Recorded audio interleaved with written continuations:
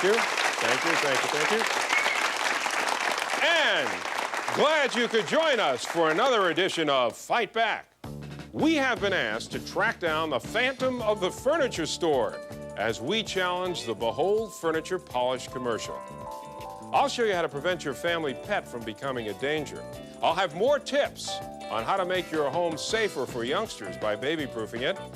And I'll answer the question, how can I solve a dispute with my neighbor and still be friends? Neighborhood justice is the way. And you'll see how this innovative program works. I'll have this and more right here on Fight Back after this break. The Gregg twins, Karen and Kendra, who live in Lavon, Texas, want me to challenge the Behold commercial, which shows Behold furniture polish removing crayon marks from a table while Pledge can't. Well, Karen and Kendra want to know, and this is a quote, "Is this true?" Now, if you haven't seen the commercial, what it shows is a person putting two crayon scribbles on a tabletop. Behold is sprayed on one and Pledge on the other. But only Behold seems to be able to remove the crayon mark. Well, not only did I find the commercial a little hard to believe, but who would go around making white crayon scribbles on expensive furniture? It's the Phantom of the Furniture Store.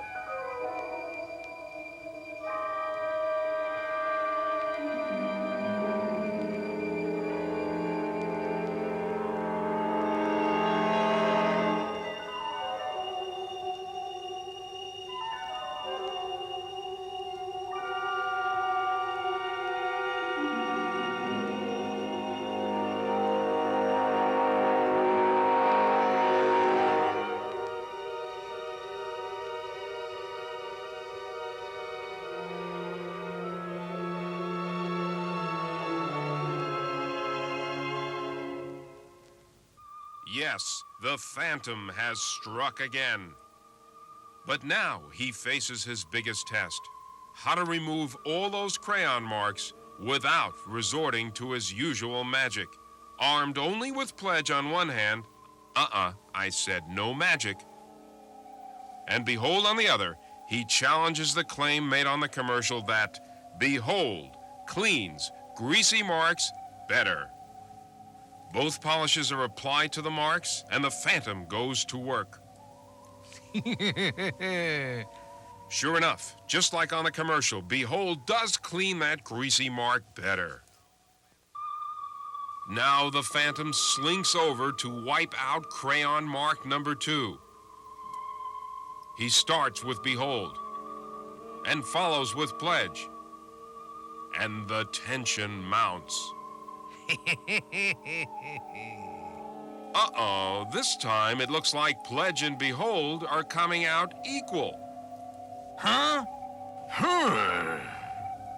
But Behold gets one more chance to prove its claim by removing the greasy mark better than Pledge. And lo and behold, Behold comes through 2 out of 3 times and passes the Fight Back challenge. But this is not the end of our story. The Phantom of the Furniture Store just keeps going, performing his ghostly graffiti. And it will end only when the Phantom is unmasked once and for all. And that's one thing that you will never know for sure. Well, I guess Behold passes our Fight Back commercial challenge. And to the Gregg twins of Lavon, Texas, we're going to send you twin Fight Back t-shirts for bringing this commercial to our attention. We have shared our lives with dogs for thousands of years. They've become our pets, our friends, and our devoted companions, like Desi here. You know, so it's always a shock when a pet turns unexpectedly and bites someone, especially someone in the family. But it does happen more than 500,000 times a year in this country. People are bitten, mauled, sometimes even killed by dogs everyone thought were harmless until they attacked.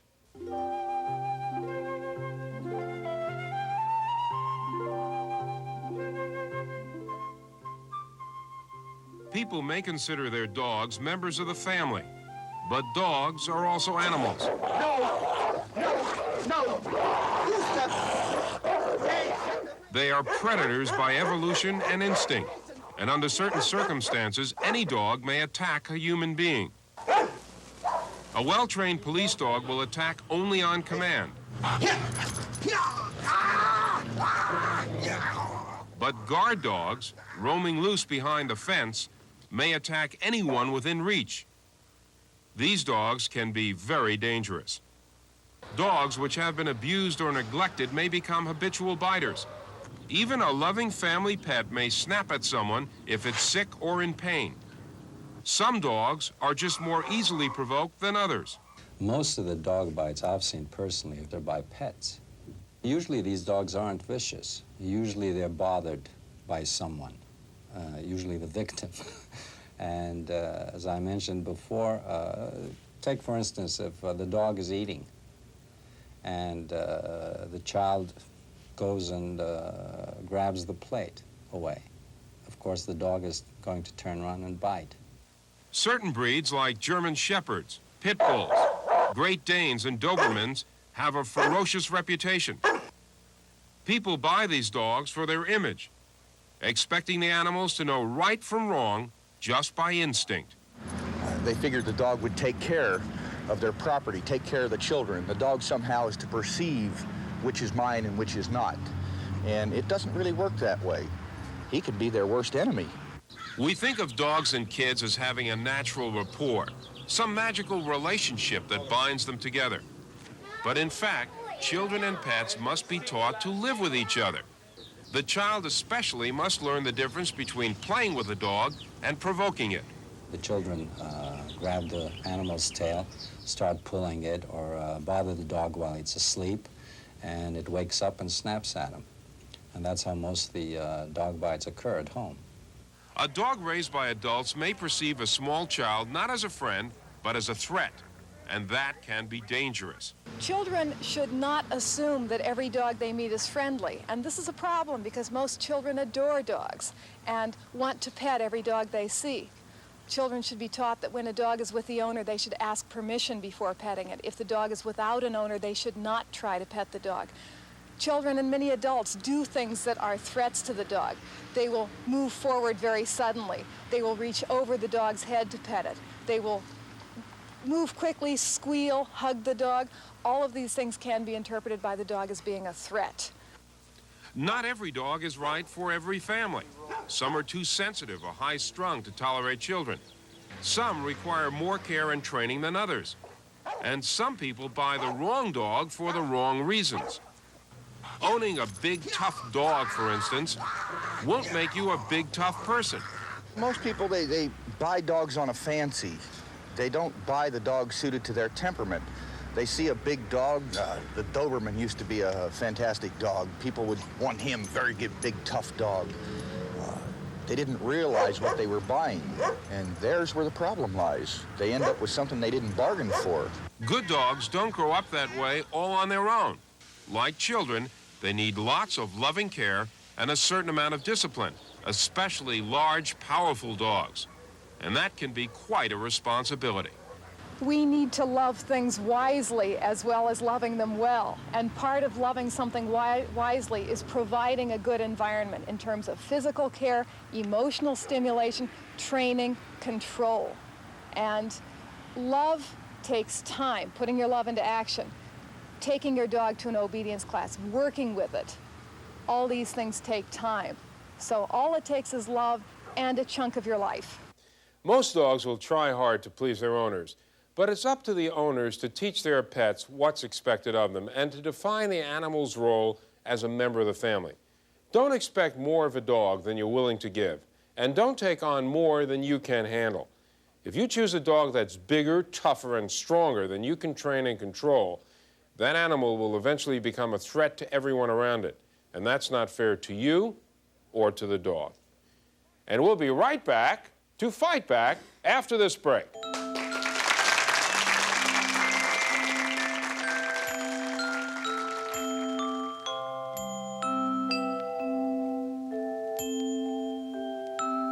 We did a story on a past program on how to make your home safer for your baby. Now, many of our viewers wanted to hear more.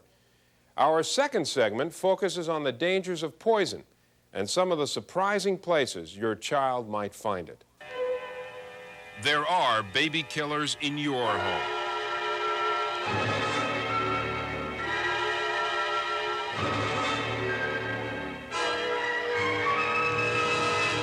Baby-proofing your home means removing these and the not-so-obvious dangers as well.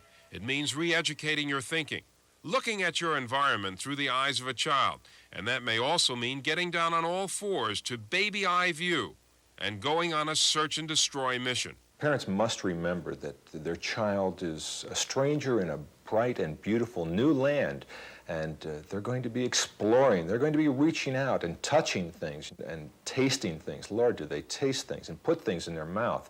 They find things that are wonderful. They smell good, scented candles, possibly even scented lamp oil. Have you smelled any of that stuff recently? It is delicious. And that's what they think when they smell it. There are over 250,000, 250,000 products commercially available at your grocery store that you can bring into your home that can seriously harm and even kill your child. Surprisingly enough, plain old aspirin is the most common cause of accidental child poisoning. It should always be put away, high, out of reach. And right behind aspirin is vitamin overdose. Mistaking those good-tasting, cartoon character-shaped vitamins for candy can make a baby very sick. Odds are there's another pretty poison in your home right now that could tempt a child, and you're probably not even aware of it. The common houseplant, plants like the philodendron or Dieffenbachia. These are routinely given as gifts, and yet if any part of them is eaten, they have the potential to be deadly. Some of your favorite houseplants and cut flowers are on the poisonous list. If you even think a houseplant is toxic, get it out of the reach of the child or remove it from the house. Call your local botanical garden, arboretum, or poison control center and ask about the plant to see if it is hazardous. Remember, more children die from accidental poisonings than from many childhood diseases. I will sue you has become a common threat in any dispute. Now, wouldn't it be nice if there was another way to go? Well, there is, and it is sometimes referred to as neighborhood justice. $1,200 and 3 years of hostility is what has brought us here today. And I just want to talk to the man, okay? He doesn't talk to me. What you see here are neighbors trying to solve a dispute. Clearly, if the two of you or the three of you had been able to speak about it in a manner that would allow you to come to a resolution, you wouldn't be here. And what we're going They have come together to try and solve their problem at a neighborhood justice center, or what is referred to in many areas as a mediation center. There are over 350 of these centers across the United States. The concept started in 1978 with just 3 centers. The aim was to help solve the overburdened court system. How is this an alternative to going to court? Well, I think that many people use the Neighborhood Justice Center or mediation as an alternative to the courts because it is a more informal hearing or meeting between individuals. They many times do not want to go to court because they don't understand how court works, or it will cost them a great deal of money to hire attorneys. I went over to his house and made an agreement with him that he and I would mutually build a fence together in between our homes. Well, the fence was an eyesore. It was an abomination. It was a terrible thing, and there was no way that I was going to pay for that fence, even if I had agreed to pay for it. The difference between small claims court and mediation is, first of all, the mediation session is merely a meeting. It's a very informal, comfortable setting for people to talk about their problems in their own words. If you were to use small claims court, it is an adversarial process. You are pitted against the other person involved in the dispute. There will be one winner and one loser. Usually, most cases that go to mediation, the individuals have some type of ongoing social or economic relationship. There is a conscious effort on the part of the mediator to try and attempt to concern themselves with the relationship in the past and what the relationship is going to be in the future, so that there is a healing process that occurs normally in most mediations. I believe we've reached a point now where we have some form of an agreement, and I want to make sure that we're all clear on what that agreement seems to be. So I want to state it and write it down at the same time so that most mediations do result in an agreement between the parties. Once that agreement is reached, the mediator generally draws that agreement up in a contract form and presents it to the participants, reads it to them, asks them if they are in agreement, and if they would like to sign it in evidence of their good faith and their willingness to carry that agreement through. Okay. The agreement. Both neighbors would fix up their own side of the fence. They also agreed to a property line adjustment so the fence would be in neutral territory. Even though we've had a dispute, I'm sorry that Bernard is leaving because outside of the fence, he's been a good neighbor to have. Mediation has had a very high success rate in resolving disputes, and many times they help avoid what might have resulted in a violent situation. If you would like to know where to find the mediation center in your area, contact your local bar association. The charge for mediation is usually nominal. Mediation, however, doesn't always work. The most difficult part is getting the other party to agree to sit down and talk in the first place. By the way, the people in our mediation drama are experienced mediators themselves. They were acting out real situations of which they have firsthand knowledge. And we'll be right back after these messages. And now it's time to take some questions from you. The first question is from Jeff Cope. David, I see these dog and cat food commercials where they're selling a certain brand name. There's 2 or 3 different foods that they have on the floor. How do I know that it's that brand that they're selling that the dog is eating? Who's there to watch to see if that's the right brand? Well, Jeff, you know, there's no government official in the studio to make sure that the right cat or dog food is used while a commercial is being shot. Federal Trade Commission regulations, though, prohibit misrepresentations in commercials.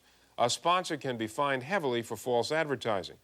The TV networks also require advertising agencies to sign affidavits that say that what they're showing in the commercial is true.